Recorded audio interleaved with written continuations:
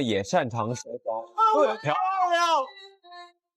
漂亮啊！爆摔！阿加萨的额头什么时候开的？少林武僧总教头一身好武艺，出神入化，更是上演空中飞膝，当场打碎了印度柔术大师的头盖骨，鲜血直流。此人就是来自河南嵩山少林寺的武僧总教头谢维。谢维是嵩山少林寺有史以来最有实力的少林和尚，还特别深受少林老方丈的喜爱。至此，谢维被提拔为少林总教头，手下管理上百位少林弟子。当然，谢维并没有令中国拳迷粉丝失望。在艰苦训练5年少林功夫之后，谢维主动下山，开始进军格斗擂台，是要在世界最强格斗殿堂拿到冠军金腰带。没想到，刚刚进军世界擂台的谢维实力出众，大杀四方，短短数年间就击败了9位世界级强者，拿下了9战9胜9次 KO 宏伟战绩。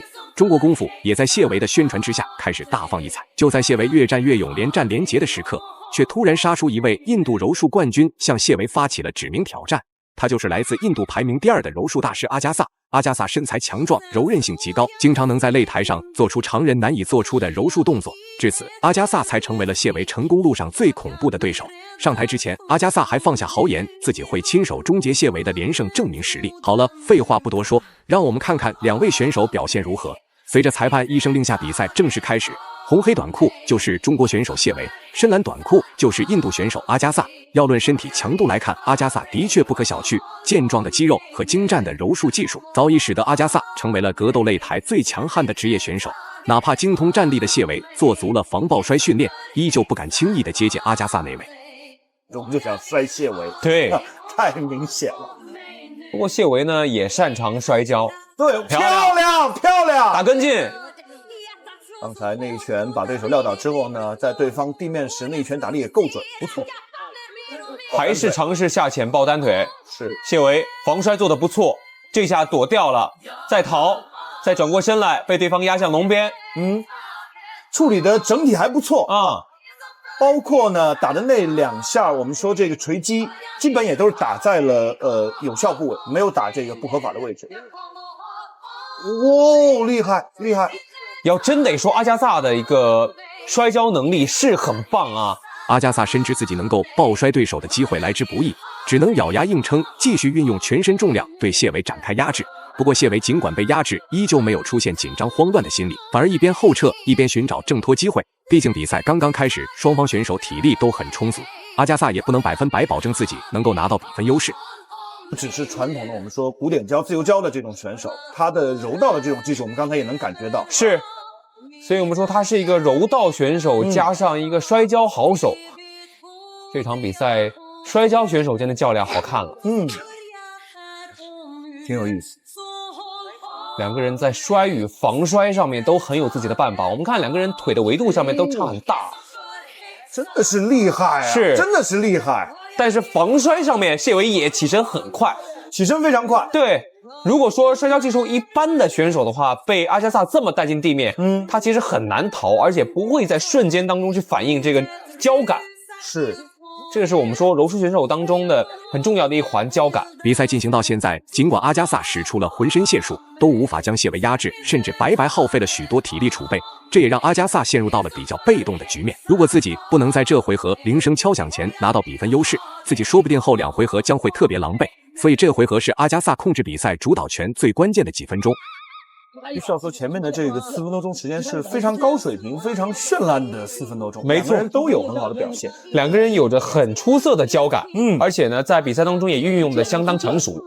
先拿腋下，先拿腋下，不要急。30秒钟的时间，谢维一边的腋下呢被阿加萨给抄起，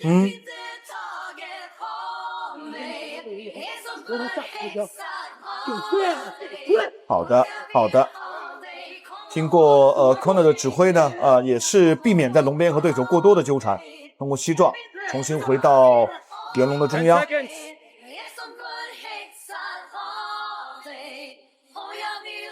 接下来的下一回合，谢维可以考虑去判断一下对。比赛来到第2回合，阿加萨目前为止所施展的抱摔动作很频繁，但是最终结果却被谢维轻松化解。这么来看，阿加萨根本就不是谢维的对手，只要继续保持站立对峙，谢维就可以立于不败之地。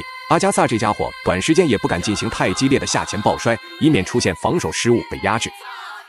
所以他的站立技术是这场比赛可能成为他获胜的一个取胜之时。就如果能够加强一些站立的比重，或者说在对方做下潜抱摔的瞬间做一些提膝的正面迎击的话，那可能谢维会能够将对方击倒在地，甚至补拳了。是，谢维啊，少林武僧啊，在少林寺真的练了4年啊，少林武校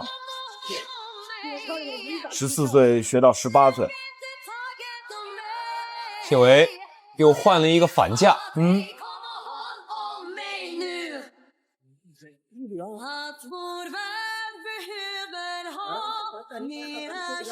不错，转身后蹬。目前的谢维不论是站立还是防抱摔都做得很完美，阿加萨这家伙只能站在原地一动不动注视着一切，生怕下一秒谢维会主动冲上来施展猛攻。不过阿加萨也明白了比赛事态严重性，自己已经被全程暴打了一回合，如果这回合无法对谢维展开压制扳回比分，那裁判一定会判定中国选手谢维获胜。想到这里，阿加萨就不由得加强攻势，与谢维展开拼拳换脚。还是回反架，谢维呢用自己的前手臂去控制对方手部动作。这场比赛的话，谢维应该不会去主动去摔阿加萨。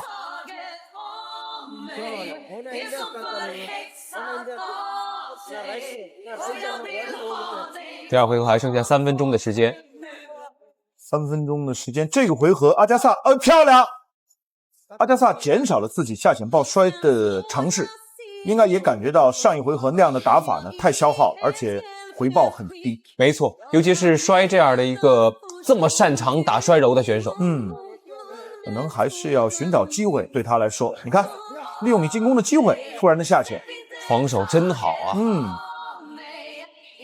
谢维在进攻的时候呢，随时也关注着对方。比赛时间已经过去了大半，但是阿加萨还一直处于被压制不敢还手的局面。想到这里，阿加萨也开始施展下潜抱摔，准备拖入地面，但是谢维却一次又一次的成功抵挡阿加萨的抱摔动作。阿加萨完全沦为了谢维的训练沙袋，疯狂挨揍。再这么打下去，阿加萨迟早会面临被击倒 KO 的局面。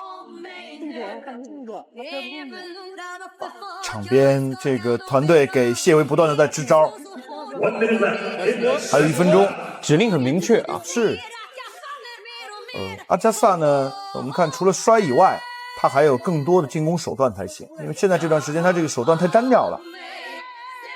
在这个龙边的相持，你哪怕打一些这个像我们说是钢拳也好啊，没错。阿加萨呢，可以说他的战术目的很明确，当然也可以说他比赛当中的一些计划太单一。是啊，终于等到台裁的介入。30秒，谢维争取打出几拳，有说服力的进攻。这下的话，能够让第二回合把裁判判给自己啊。虽然说我们是按照整场比赛来裁定的，但是一些关键的场次和回合还是会被裁判所记住。是。漂亮啊！提膝漂亮，对面闪的也精彩。我感觉阿加萨是要做下潜抱摔。阿加萨的额头什么时候开的？